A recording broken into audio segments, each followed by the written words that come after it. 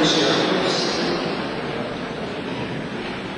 É uma satisfação muito grande contar com a presença de todos os senhores, autoridades, convidados, professores, advogados, acadêmicos, pessoas que veem no direito sua necessidade de constante evolução e que sabem valorizar atividades como esta, tal o papel de importância e de sua indispensabilidade, tanto à oxigenação do próprio direito quanto à atualização profissional.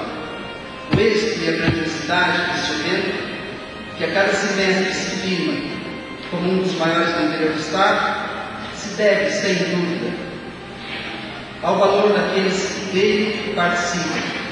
Agradecemos, portanto, a todos os senhores, em especial ao digníssimo palestrante desta noite, Dr. Ricardo Aroni. Agradecemos à Escola Superior de Advocacia e à turma de formandos do curso de Direito da UCAM, que em convênio com a UCAM realiza esse seminário.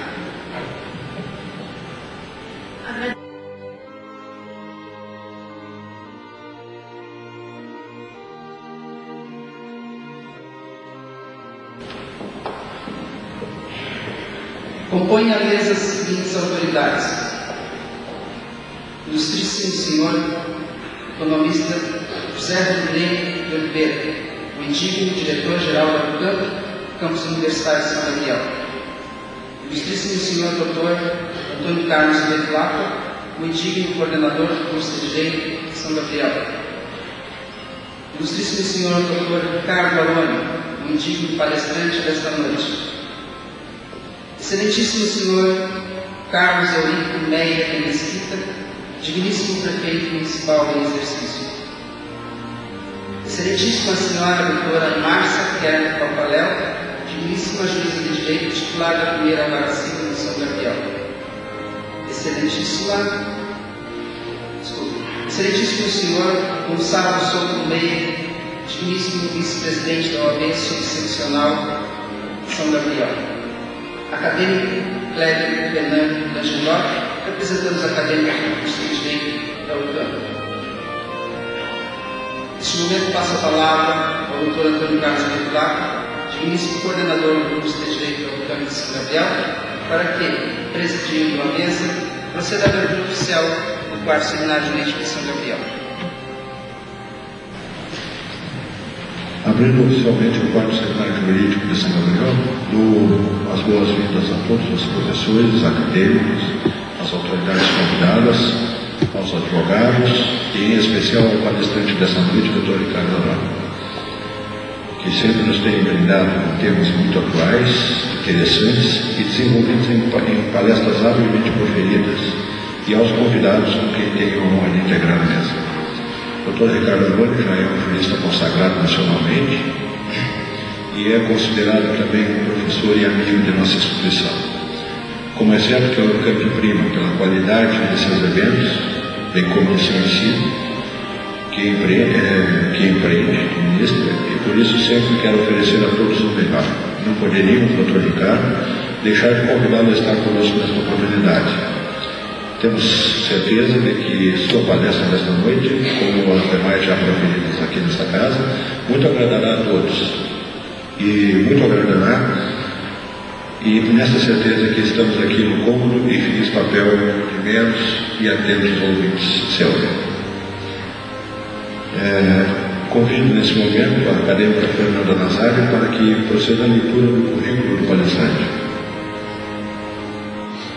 O Dr. Ricardo Aroni é formado pela PUC do Rio Grande do Sul em Ciências Jurídicas e Sociais, especialista pela PUC também do Rio Grande do Sul em Direito Processual Civil, mestre em Instituições de Direito do Estado pela PUC, com ênfase em Direito Civil, Direito Constitucional, Hermenêutica Jurídica e Direito Processual Civil, doutorando em Direito das Relações Sociais junto à Universidade Federal do Paraná, advogado militante, membro do Instituto de Advogados do Rio Grande do Sul, membro do Instituto Brasileiro de Direito Processual, professor dos cursos de graduação e pós-graduação em Direito na PUC, também do Rio Grande do Sul, professor junto à Escola Superior de Advocacia e a Escola Superior de Estudos Jurídicos, coordenador de pesquisa do Núcleo de Direito Civil da PUC, professor convidado da pós-graduação da UPF, conferencista, parecerista e doutrinador.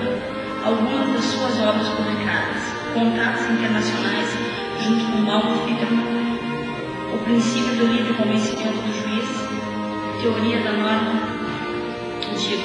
Normatividade e Propriedade Domínio.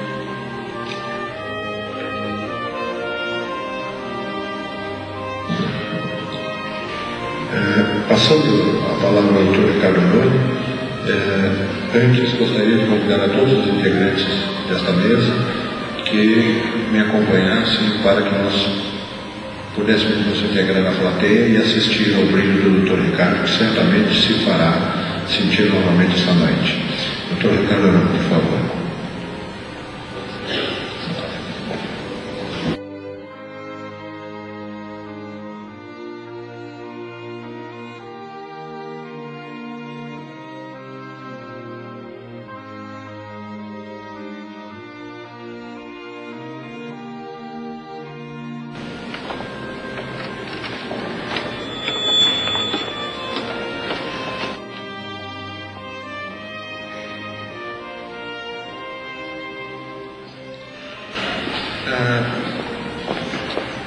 Meus amigos aqui da Unicamp, em especial ao professor Bevilacqua, ao professor Paulo Ferroni,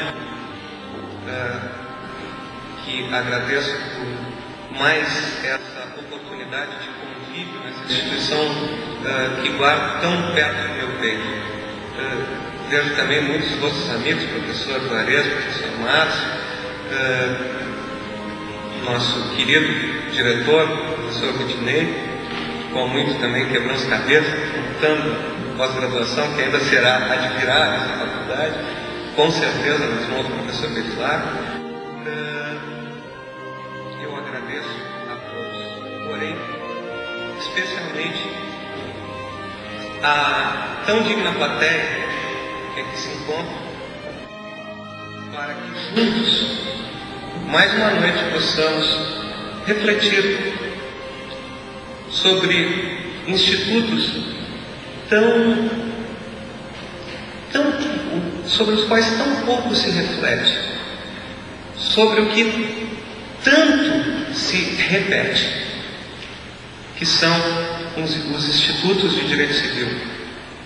Daí o porquê de termos escolhido por tema dessa noite as perspectivas do direito civil contemporâneo, que com certeza tem bases muito distintas das que orientaram o direito civil clássico e que continuam a ser repetidas, reescritas e infelizmente relidas nos manuais de direito. Principalmente o ponto da onde se inicia tal discussão nasce da chamada crise do direito civil, tão apregoada pelos clássicos, fundada nessa repersonalização do direito e nessa constitucionalização do direito civil e do direito privado como um todo, onde o público ocupa o espaço do privado e o privado muitas vezes ocupa o espaço do público, levando principalmente muitos juristas paulistas a chegarem ao ponto de dizerem que o direito civil morreu. O direito civil acabou na medida em que se admite a intromissão do público no privado, mediante, por muitas vezes, a regulação direta da norma constitucional nas relações interprivadas. O problema é um problema falso. É uma falsa questão que é levantada, oriunda do conservadorismo clássico que se observa na civilística oitocentista, que ainda impera dentro da produção jurídica brasileira. Esse problema é localizado. Esse problema é localizado na própria concepção do nosso Código Civil, cujo projeto, que está em trâmite no Senado, que muito provavelmente não será aprovado, até porque hoje em dia o próprio Poder Executivo chama uma comissão para que seja estudada uma consolidação do direito civil e, portanto, ataca o próprio projeto que mandou de codificação. A própria ideia do Código se funde em 3 pilares básicos, que nascem e têm como base propositiva a defesa de um Estado liberal que nasceu na Revolução Francesa como reação ao absolutismo monárquico que até então vigia. Esses 3 pilares são a propriedade, a família e o contrato. Muito bem. No que consistem eles? A propriedade, enquanto regime de titularidades, ela antevia única e exclusivamente aquele seu titular, como defesa então dos interesses liberais e sem nenhuma conotação marxista, daqueles interesses liberais burgueses então da época vigente, como é sabido de todos, a Revolução Francesa foi aonde deu ascendência da classe burguesa. Portanto, só salientando que não há a conotação política, mas sim a constatação histórica daquele momento, ao qual o jurista não deve se fazer cego, para defendê-la de certos do ideário absolutista que então vigia, no sentido de defesa da instituição privada alcançada fruto do poder do capital. De outro lado, nós vemos aquela família, enquanto família contratualizada, destinatária daquele patrimônio, regulado pelo direito das coisas, não como um ente de sujeitos, de indivíduos, mas sim como uma instituição própria, abstratista, no seio do qual se geriria aquele patrimônio. O terceiro pilar, formado pelo contrato, visava então a circulação desses bens dentro dessa sociedade. A porta de entrada dessa visão codificada então seria uma teoria geral que iniciaria por descrever quem é o sujeito, quem é a pessoa enquanto sujeito de direitos e obrigações. Muito bem. Em cima desses 3 pilares, portanto, o Código, chamado pelos próprios comentadores do Código Napoleônico de Código Patrimonial Imobiliário, numa visão de ordenamento jurídico fechado, buscou traçar, então, os elementos da vida privada daquela sociedade liberal de então, fotografando um momento histórico como tal. Um momento daquele ideário oitocentista que se encerraria no período do final do século XIX. Daí se dizer que o projeto Bevilacqua, mais do que abrir as portas do século XX, ele fechava as portas do século XIX, coisa que, infelizmente, talvez esteja a acontecer, que à beira do terceiro milênio, de novo, estejamos a fechar as portas do século XIX, uma nova visão de codificação. Mas bem, então, qual é a perspectiva desse ideário de código? Criar um sistema que regulasse as relações interprivadas, como disse, de um modo exaustivo, portanto, sendo um sistema fechado. O que importa dizer da concepção de um sistema fechado? Tudo que não estivesse concebido dentro daquelas regras do Código Civil não seria relevante ao direito e não teria entrada dentro desse direito. Nessa medida, se preservava as relações interprivadas de uma intervenção do Estado no seu todo.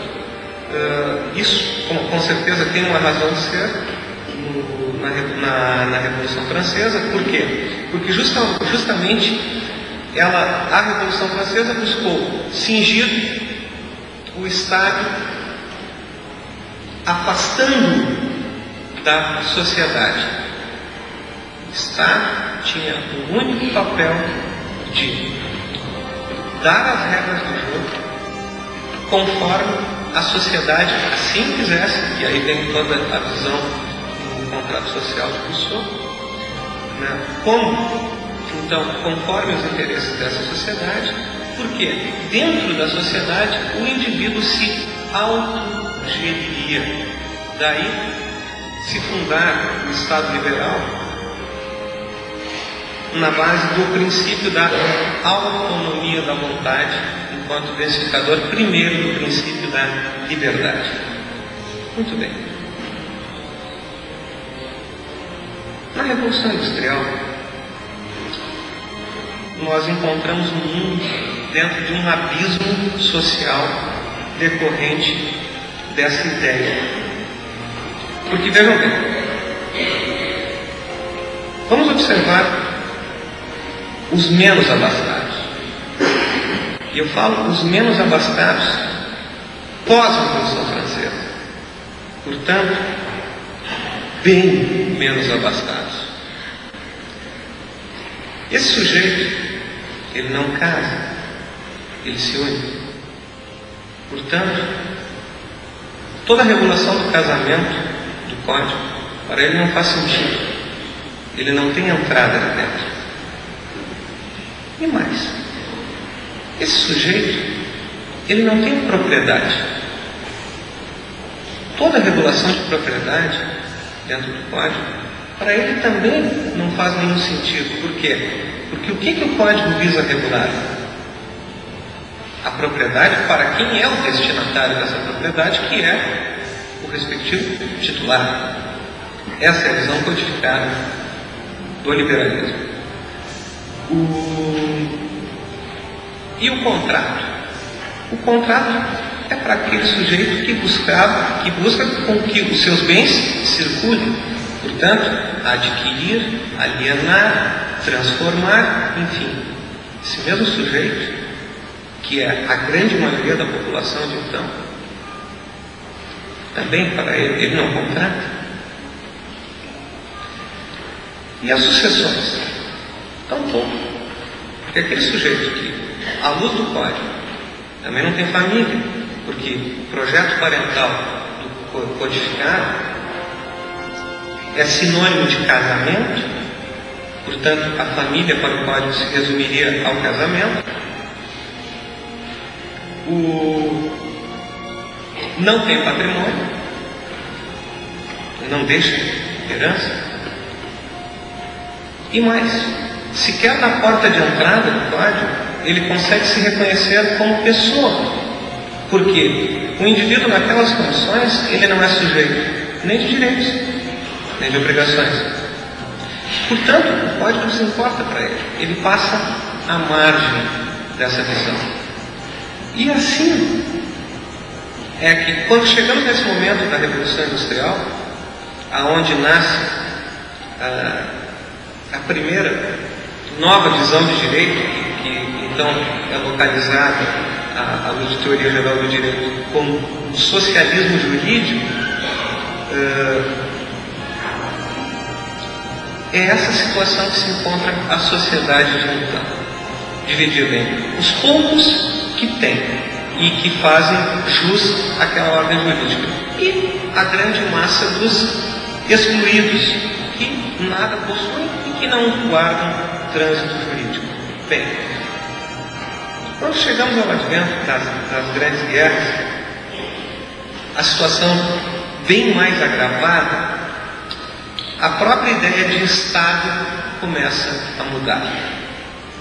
Se deixa de falar do Estado liberal e se começa a pensar no Estado interventista, o Estado de welfare state, o Estado promocional, o Estado de bem-estar social, aonde começam a surgir os demais regimes jurídicos não agora não mais identificáveis naquela solução simplista de colocar isto é direita e isto é esquerda, não, mas sim numa situação de meio, aonde são garantidos os direitos individuais, a propriedade privada, enfim, porém, também é garantida, o Estado passa a intervir na sociedade com o fito de buscar uma igualdade. Não mais aquela igualdade revolucionária francesa, de igualdade formal, de todos serem iguais abstratamente perante a lei, mas sim de igualdade material, de se tratar desigualmente os desiguais, de tentar repor um estado de, por exemplo, pactuação igual entre os sujeitos. Vejam bem, nessa medida, todas as relações sociais se encontram num estágio de desenvolvimento muito maior. Tentamos imaginar uma visão clássica de contrato como expressão da vontade entre dois sujeitos espelhada no mundo contemporâneo, aonde um sujeito expressa sua vontade num clique de mouse dentro da internet, aonde o silêncio é a expressão da vontade e anuência num contrato de massa, aonde o Estado adentra as relações interprivadas na condição de privado, fornecendo serviço público, aonde hoje em dia se fala em interesses difusos e não em interesses individuais, única e exclusivamente. E no âmbito dos interesses individuais se fala hoje em interesses individuais homogêneos. Muito bem. Nós vivemos hoje, principalmente desde 88, no âmbito de Brasil, na Europa há bem mais tempo, um Estado social e democrático de direito. A constatação, como dita jurídica, ela emana da nossa norma constitucional, vinculando a isso não somente o poder público, mas a todos os indivíduos que compõem esse Estado. E vejam bem, hoje em dia, na moderna teoria, inclusive política, não se pode mais fazer um corte entre sociedade e Estado. Há um todo que se forma conjuntamente, na medida em que um não existe sem o outro, em que um complementa o outro e um está dentro do outro. Falando em corte, eu vou fazer um corte de exposição e dar um salto para essa análise em âmbito de teoria geral do direito. Após uma breve análise histórica, onde se viu o papel do Estado do período liberal clássico, nascedor na Revolução Francesa, até o Estado contemporâneo, e a razão desse marco teórico é porque a ideia de direito civil efetivamente nasce não nos romanos, como os clássicos começam a dizer, mas sim na Revolução Francesa, porque se vocês forem analisar com calma, vocês vão ver que em Roma não havia uma cisão clara entre público e privado. Um exemplo claro disso é que o tesouro do Estado em Roma era do imperador, era a propriedade privada do imperador. De um modo bem básico, religião. Qual é a religião básica de uma família patrícia romana? A religião doméstica, o culto doméstico, a adoração aos ancestrais, eminentemente privada. No próprio medievo, vocês vão ver onde nascem as colocações de domínios eminentes para justificar um poder político que, em verdade, é um poder da terra e, portanto, eminentemente privado. Na medida, faço, inclusive, um paralelo para facilitar essa ideia. Nós podemos ver que não havia titularidade em razão da propriedade, mas havia titularidade em razão do status do sujeito vinculando a terra. Veja bem, a terra é de fulano em face da sua titularidade de barão, conde, visconde, etc. Até chegar ao ponto mais alto, que é da realeza, efetivamente, um pouco mais fora da corte, que por um acaso nós vamos chamar de família real. Por que por um acaso? Porque justamente esses direitos sobre o patrimônio imobiliário também são chamados de direitos reais. Bem, então, essa cisão Estado, sociedade, no que tange a direito público e privado, nasce no período liberal. E justamente pela razão que eu expus, de proteger a burguesia dos abusos da nobreza.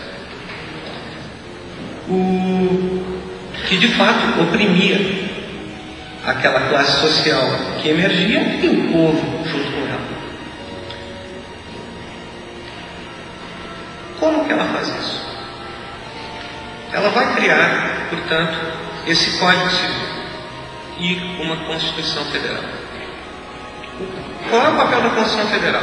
Organizar o Estado e dar os limites do Estado e servir de proteção do indivíduo contra esse Estado que, até o marco da Revolução, o agredia ele, indivíduo, porque invadia a sua esfera privada com um poder tributário demasiado, jurisdicional demasiado, enfim.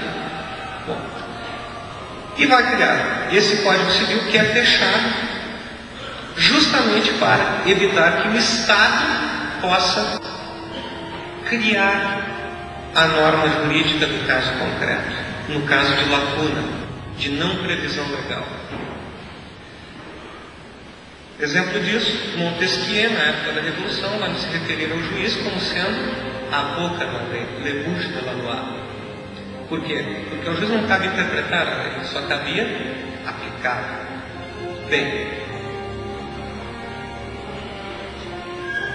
a formação de um Código Civil, portanto, há de ser científico.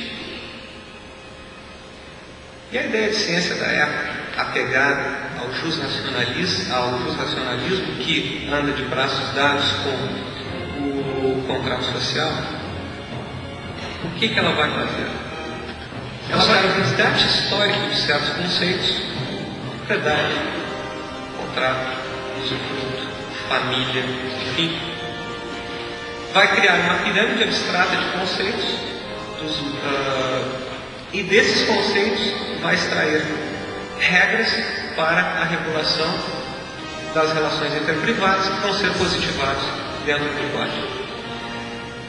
Do que ele se socorre, portanto, para a interpretação dessas normas?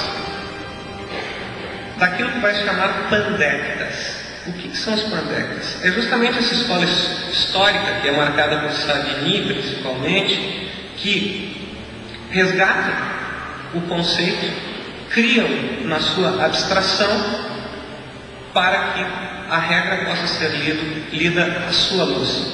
Por que essa busca da abstração? Porque a abstração significa, para o jurista do período liberal burguês, imparcialidade. Então, ele não buscaria beneficiar nenhuma classe, nem outra, nenhum partido, nem outro, vamos usar o termo mais genérico possível. Bem, o fracasso dessa pandectista e a jurisprudência dos conceitos e a escola da exegese se verifica justamente, então, e aqui começamos a unir aquele corte que tínhamos feito, na Revolução Industrial, quando se constata a insuficiência dessa leitura do sistema jurídico. O Estado não tem um papel meramente passivo à luz das relações interprivadas. Por quê? Porque ele tem um compromisso com o indivíduo enquanto compromisso de bem comum, de promover bem comum. O que se evidencia no Estado Social Democrático de Direito, mas que sempre esteve presente em toda a noção de Estado pós-renascentista e mais, sempre esteve presente em qualquer noção de Estado, porque é facilmente encontrado em Aristóteles, por exemplo, na política, na Constituição de Atenas, na Ética Nicômaco. Portanto, o Estado não tem como alcançar isso sem intervir. Mas está de mãos atadas. Por quê? Porque o código é um sistema fechado. E enquanto sistema fechado, ele não dá margem à comatação de lacunas, ao preenchimento dos espaços vazios dos problemas que surgem nesse cotidiano. Então, se tem uma ideia do que seria, em 1917, vamos situar historicamente o nascimento do nosso Código Civil aqui no Brasil, uma relação de união estável. Não é um ente familiar, não era nada. Até nos anos 60 passa a ser reconhecida como sociedade de fato. No que implica dizer sociedade de fato? Enquanto uma união entre indivíduos na construção patrimonial, no sentido comercializado do termo sociedade.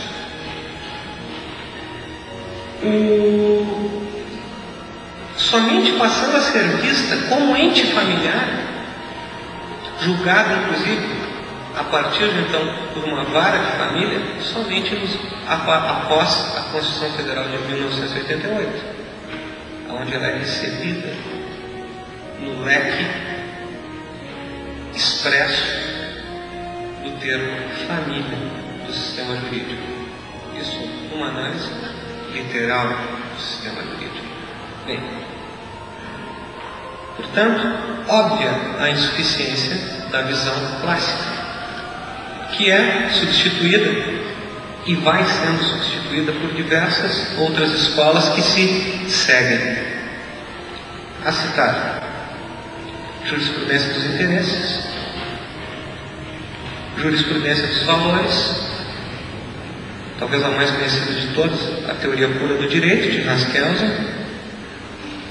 Em seguida, nós vamos ver a escola do direito livre, resgatada aqui no nosso estado pelo direito alternativo,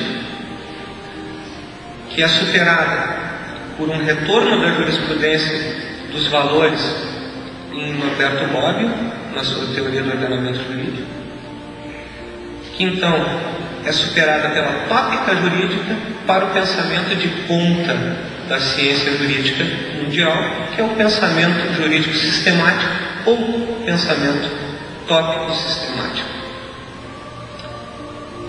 No que importa o pensamento tópico sistemático? O pensamento jurídico sistemático contemporâneo. Importa em que o sistema jurídico é uma rede, e observem bem, eu dei um salto do século XVII para os anos 90. Então sabemos o que é a escola da exegese, o que é a protetista. No outro ponto, o que é o pensamento jurídico sistemático? Ele parte, primeiro então, da compreensão do sistema jurídico enquanto rede axiologicamente hierarquizada de regras, princípios e valores. Ou seja, o sistema é uma teia de valores e princípios e regras, todos vinculantes ao intérprete e à sociedade. Ele virá do princípio mais abstrato, que vem se densificando até a mais densa regra.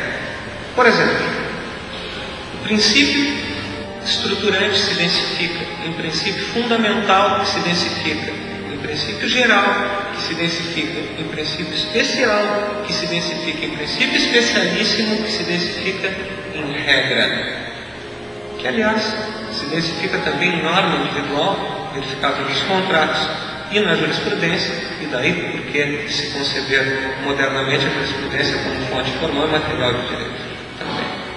Mas, explicitando, esse caminho, vamos pegar um viés desse caminho de densificação do sistema jurídico. Princípio estruturante. Princípio do Estado Social Democrático de Direito. Se densifica num princípio fundamental, o princípio da dignidade da pessoa humana, que vai se densificando. Mas observem o seguinte: dignidade da pessoa humana somente se constitui num Estado Social Democrático de Direito.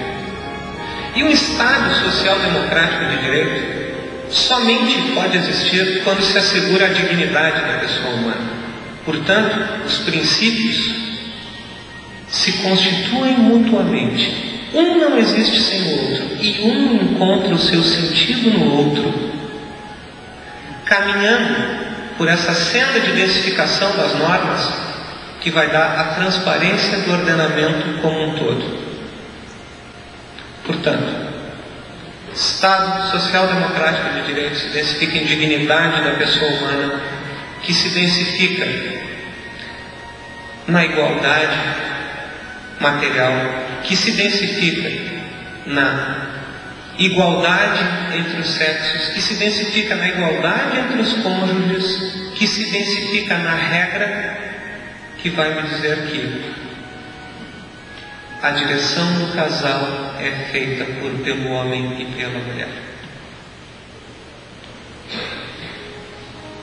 Não há como eu compreender essa regra do direito de família sem compreender o Estado Social Democrático de Direito.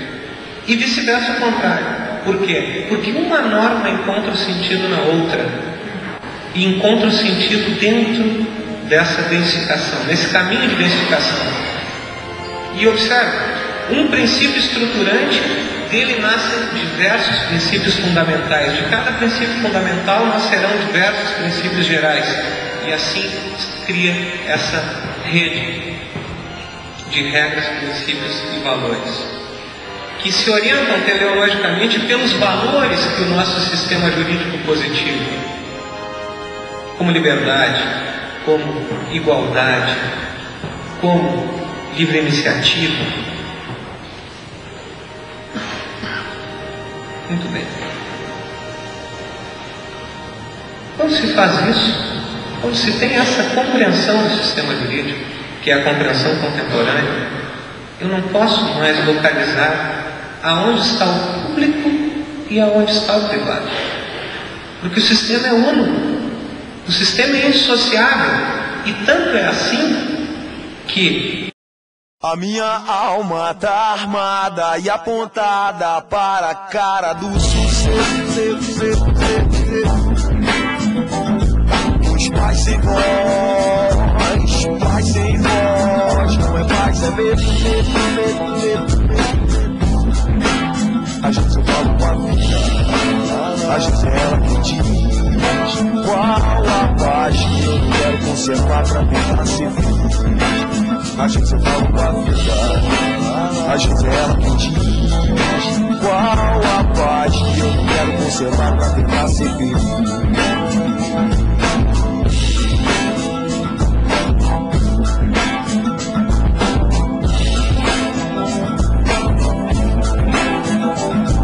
A minha alma tá armada e apontada para a cara do sucesso.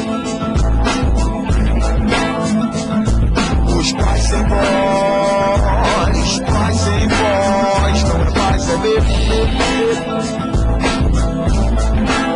A gente fala com a vida, a gente é ela que diz qual a paz que eu não quero conservar pra tentar ser feliz. A gente fala com a vida, a gente é ela que diz qual a paz que eu não quero conservar pra tentar ser feliz.